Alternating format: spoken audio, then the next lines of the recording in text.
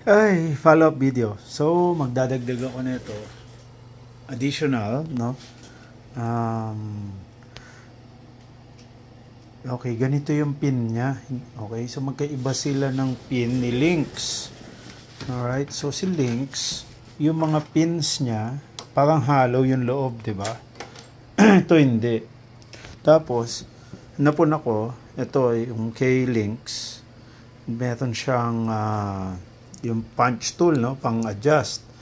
Etong kay JR wala siyang kasama, so ngayon I had to improvise, no, para matanggal ko. Tapos ang hirap tanggalin, hindi ganun ka smooth. Ayan na, nasira ako na oh.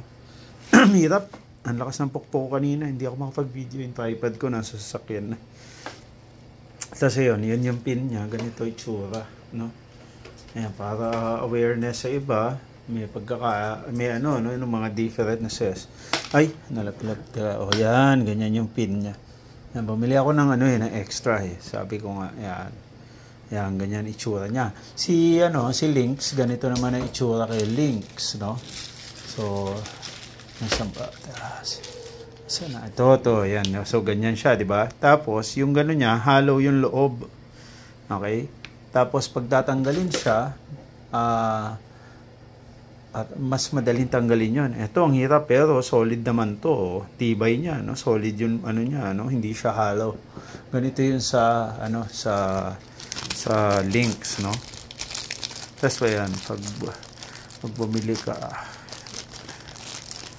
yan, may kasama siya nung nung pantanggal. Tapos yan yung niya, yung pangkapit niya. Okay? Kaya lang hindi ko alam, parang polymer din oh. To. Tas hollow yung loob niya, ayun, yun.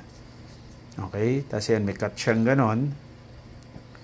May cut siya, ewan ko kung nakikita nyo, no? Dalawa to yan. Balik natin yung isa. Compare natin, no? Yan, follow up lang to. Ayan, para mas maganda comparison, no? Yan, yan yung difference nung yung pinaka-pin niya. Okay? Si Lynx, ganito. Ang dami ko extra nung nung Lynx ko Paano binili ko yan?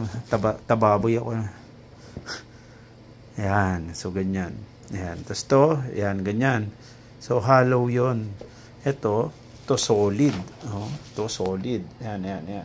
Yan, Kitang-kita nyo. Hindi nyo makita di ba? Ayan. So, solid siya. Okay? Ayan. So, yun.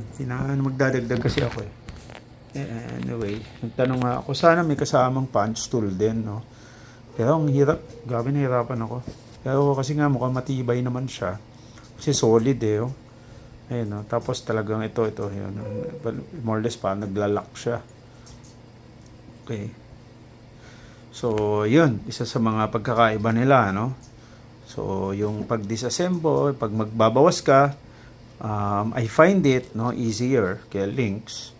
Pero, pagdating naman sa material, mas solid naman si JR. Pag naikabit mo na to, kamana sa bewang mo, hindi ka naman lagi nagtatanggal di ba? Okay, so more or less, pag in-adjust ko to ngayon, nag-add ako ng isa, hindi ko na rin gagalawin yan Hindi naman to yung laging kakabit mo, tapos tatanggalin mo di ba? Bihirang case naman yung pumayat ka ng sobra at tumaba ka ng sobra.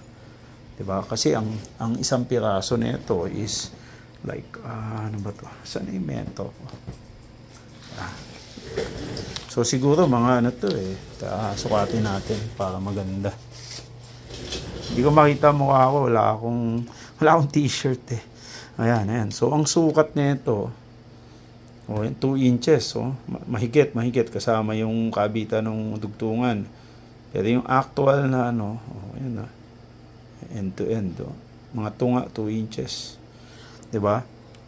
So, hindi ka naman siguro tatabaan ng biglang 2 inches o papayat.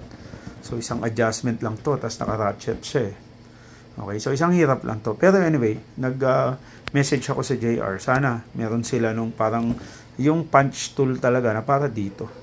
Kasi yung ginagamit ko ngayon, hindi sponsor yan maiksi Although mahaba na siya, medyo mahaba. Ay, hindi ito yun. Ito pala. Ayan. Bumaluktot na nga ito kanina. Diniretso ko lang Sobrang lakas ng pokpok ko. Ayan. So, hindi siya ganun kahaba, no? Yung dulo, ayun yung kita pala, baluktot na yun, no? Bumaluktot yan ang gusto kanina, sobrang lakas na ng pukpuk ko, kapit na kapit eh. Okay. Oh, anyway, ayun, follow up lang.